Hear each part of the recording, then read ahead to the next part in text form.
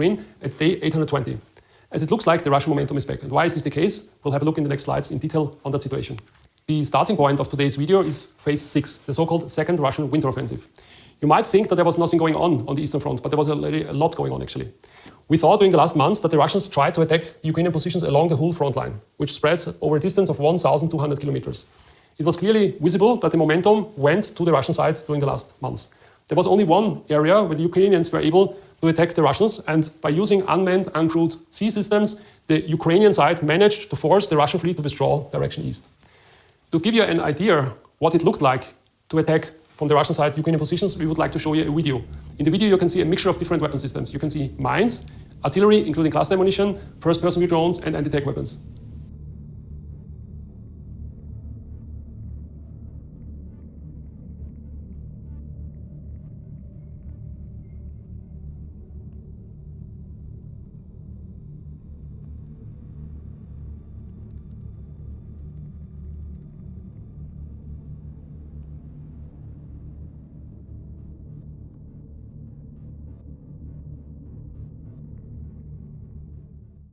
Now let's have a look at the typical three different warfighting levels. First, the strategic level and the strategic objectives of the Russian side.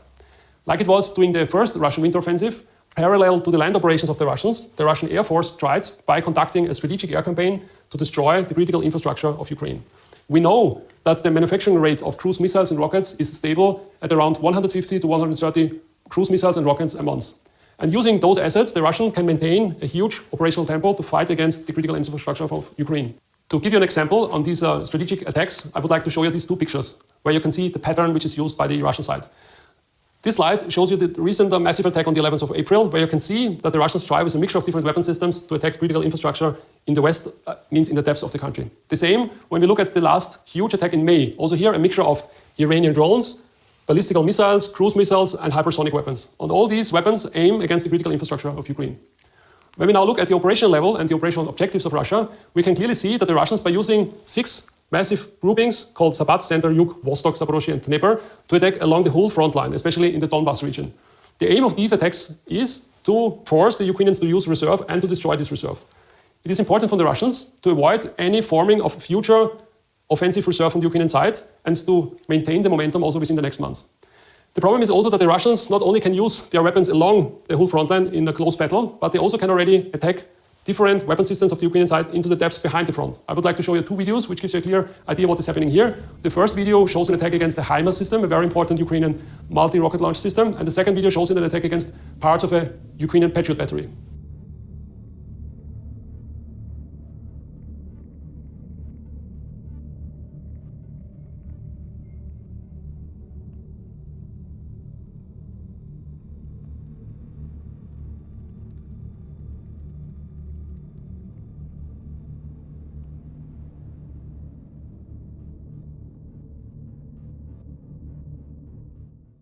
The last level, which is important, is the tactical level. So we have to have a look at the tactical objectives of this level. Here we can see that the Russians try, by using different means, to attack the Ukrainians along the whole front line. These different means are already quite sophisticated, like the use of Lancet kamikaze drones behind the front lines, or of heavy bombs against the strong points along the front lines. Bombs of the type of UMPK with a weight of 1,500 up to 3,000 kilograms. Also here we would like to show you a video of different Lancet strikes against Ukrainian targets.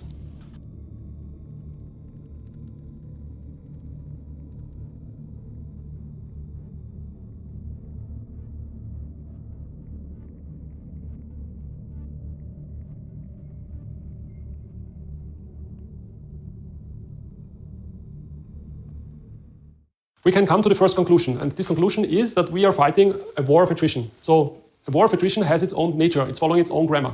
It's resources orientated and not orientated related to terrain. So it's very important to understand that in a war of attrition, it's important to have enough resources to fight a long war. I'll give you one example, and this is artillery. What we can see is that in the main attack areas, the Russians are already using 10,000 artillery shells a day, while the Ukrainians only have about 2,000.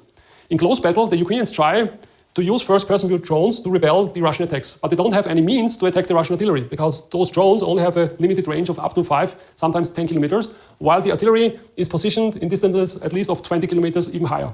And that means, without these artillery shells, the Ukrainians have the problem that they cannot attack the groupings of the Russian side of the artillery, and those Russian artillery groupings are fighting against the Ukrainians, which are outnumbered. Also here we would like to show you a video. In that video you can see the massive use of Russian multi-launch rocket systems in the region of Biloforivka, which is to the east of Siversk. The next remarkable factor is adaptation from the Russian side. What you can see is that the weapon systems which were delivered from the West don't have the precision they had in the beginning of the war. For example, JDAM-ERs, Joint Direct Attack Munition Extended Range, have the problem that they are actually jammed to a high scale. The same when it comes to Storm Shadow and Scalp. Also here we can see that the rate of hits have decreased significantly. The same when it comes to the HIMARS system. Also here, between 50 and 70% of the HIMARS rockets are already jammed by the Russian side. And even worse, it's when it comes to the Excalibur. Here the problem is that at the beginning of the war, about 70% of all shots were hitting their target, and now it's about 6%. And also the problem with the drones, because also here the Russians are effectively jamming the up and down link of the Ukrainian drones. That means we can see that especially Russian jamming and electronic warfare has improved a lot. I would like to show you two videos related to that factor. The first video, you can actually see the shooting down of a Ukrainian Storm Shadow missile. And the second video shows you another Storm Shadow missile which was found on the ground and which is more or less in detail examined by the Russian side. We can also come to the conclusion that in a war of attrition, it's especially a question of resources. We can see that the Russian military spending has increased over the last 2 years. It's said that about 7 or even 8% of the gross domestic product of the Russian state is invested in the war industry. On the other side, we see that the Europeans and the Americans are still struggling to maintain a static flow of resources into Ukraine. As a result, we can conclude that the Russians are gaining more and more momentum, and the momentum is back to the Russians. The Russians try, by using their different groupings, to attack the Ukrainian positions along the whole front line. They are using about 510,000 soldiers, 3,000 tanks, 7,000 infantry fighting vehicles, 5,000 artillery systems, 1,200 multi-round rocket systems, 300 helicopters, and 300 aircraft. The Russian morale is boosted by the fact that more and more Western equipment is destroyed and even shown to the Russian people in exhibitions. These two pictures were made in Moscow on the 9th of May this year, the day of victory. And you can see that those pictures, of course, give the Russian morale a boost. The Russian winter offensive was marked by several battles which were fought along the whole Ukrainian front line. I would like to give you some examples. One example was the Battle of Avdiivka. The Russians tried by using two pincers to attack the Ukrainian city of Avdiivka and finally gained control over the city. Another example is Ocheretne. In that case, in the region northwest of Avdiivka, the Russians managed to break into the second line of defense of the Ukrainians. The Russians were saying that the flower of Ocheretne had started to bloom. Why do I say bloom? Because the Russians are trying now to extend the penetration into the second line of defense and to extend this penetration even further to the west. Another example is the battle for Chasiv Yar. Chasiv Yar is to the west of Bakhmut. At the moment, the Russians are trying to gain a foothold on the other side of an artificial channel which is going from the north to the south. What we know is that the Russians were likely already managed to form a bridgehead on the other side of the channel, and their aim is to capture these heights to the west of the channel and to have a foothold for a further attack direction west. A completely new situation has developed in the north of Kharkiv, which is the second biggest city in Ukraine. Here we have seen a new grouping of the Russian side, the grouping Sever, which means north. This grouping is equipped with about 400 main battle tanks, 1,000 infantry fighting vehicles, about 1,000 artillery systems, and it's assisted by 25 fixed-wing aircraft and 25 rotary-wing aircraft. Those units are attacking from the north direction to the south, and the Russians were able, in a very short time frame, to gain a remarkable foothold in the north of Kharkiv.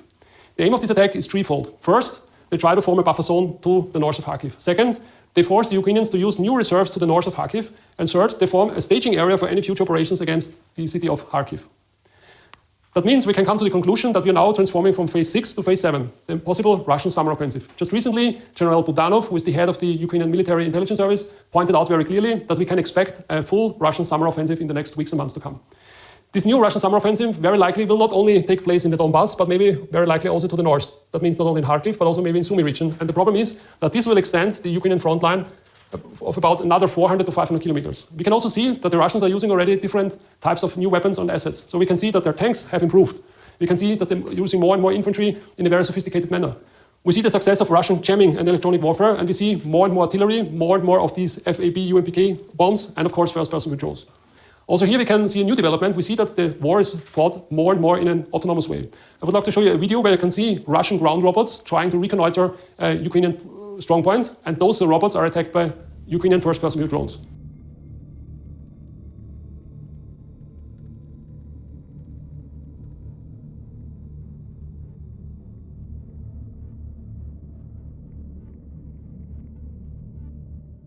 So while the Ukrainians are struggling to get their resources to the front to fight this war of attrition, it is obvious that the Allies struggle to assist the Ukrainians. One good example is the United States. It looks like that the United States have a global strategy and they try to make sure that it is not escalating on a global level. I'll give you two examples. First, Obviously, the Americans don't like that the Ukrainians try to attack Russian targets in the deeps of the country because this might increase the price of certain goods on the oil market.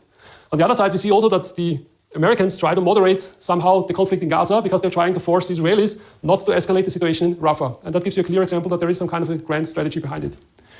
The elephant in the room, of course, is also the question, what about all these nuclear weapons we see especially in the Russian arsenals?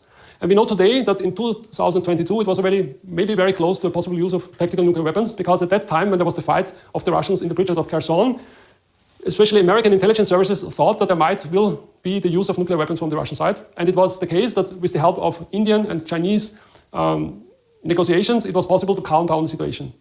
But when we look in detail into the information domain, we can see that the Russians are trying to play with us. They try to spread fear because they show us that they have these assets available in their arsenals. Therefore, we would like to show you a video of the launch of an intercontinental ballistic missile from the Russian type Topol. And this is a clear indicator that the Russians try to spread fear in the information domain. And when it comes to fear, it's always a bad advisor when it comes to decisions you have to make on the battlefield.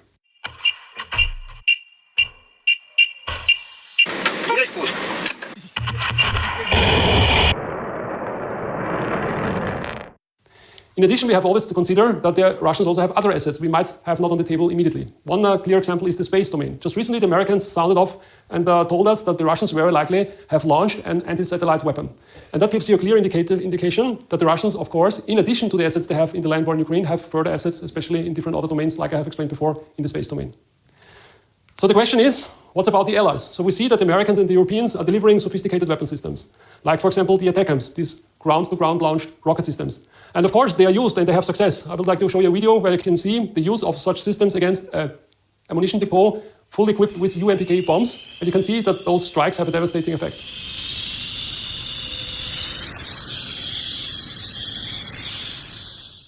But there is the military principle of saturation. What does it mean? It means that those attacks have to be conducted on a daily basis in a certain time frame in a way that you really can see measurable effects on the battlefield. That means, for example, a stop of the Russian attack. And we still don't see those measurable effects. So we see striking attacks with Western weapon systems, but we don't see measurable effects on the battlefield. Like, for example, we have seen with the HIMARS system in 2022, the so-called HIMARS effect. There is still no ATACMS effect. On the other side, you can obviously see that Russia have very trustable allies and even friends. So we know that China, for example, is delivering certain goods which the Russians can use for their armament production.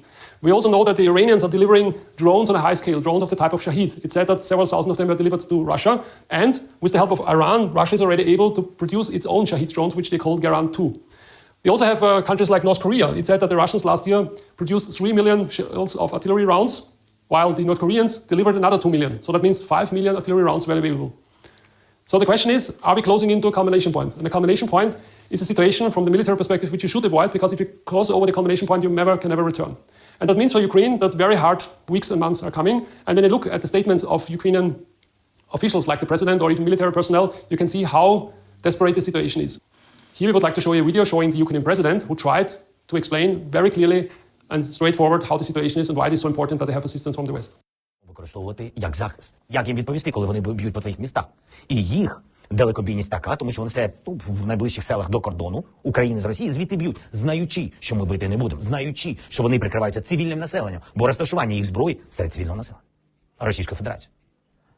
Але вони спокійно на це йдуть, розуміючи, що наші партнери не дають нам дозвіл, як ви сказав. І тут, коли ми говоримо про ATACMS, атакамси, або ми говоримо про хаймарси, або ми говоримо про артилерійський снаряд, або ми говоримо про відповідні ракети, Storm Shadow, скальпи, тощо. Ми не маємо дозволу бити по території Російської Федерації, по їх військовим розташуванням, штабам тощо. Це те саме, що ППО. Як нам захиститись від постійних ударів з території Росії? За 100 кілометрів до точки в Україні або до кордону України вони б'ють ракетами з російської території. Як нам захистити? So the question is, will the Ukrainians be supplied with all the assets they need? They need more aircraft, so for example F-16s. They need more tanks, infantry fighting vehicles, and especially ammunition. They also need more air defense, not only 1 or 2 Patriot systems. They need 5 to 10 Patriot systems. They need more of these ATACMS, these ground-to-ground launched missiles, or precision-guided ammunition, and of course they need more soldiers. This is the question which is discussed heavily in the Ukrainian Rada, the question of mobilization. And only these supplies will give Ukraine the possibility to win the war or have a strong position in any future negotiations related to peace, or at least some kind of a stalemate. And the aim of the conference is to show the Western world how desperate the situation in Ukraine is and to form a coalition of the willing in assistance of Ukraine. At the end of my today's brief, I would like to say a few words about myself. As a general staff officer, you have to command a battalion-sized unit for a certain time frame. I did this by commanding the Guards unit for 1.5 years. This is now concluded, and I have returned to the Austrian Military Academy, where I'm heading now the Institute on Officers Basic Training, which is a very, very important task because it's now on us to train the future officers of the Austrian Armed Forces, young men and women, and to make sure that they have a clear understanding on the future of war and how the battlefield is changing. And because of the fact that we want to improve ourselves, we're trying to conduct high-level conferences where we invite internationals to have a clear understanding of what was going on the battlefield and to make sure that this information is transferred into the training of the Austrian officers. That concludes my today's briefing. I would like to say thank you very much and see you the next time.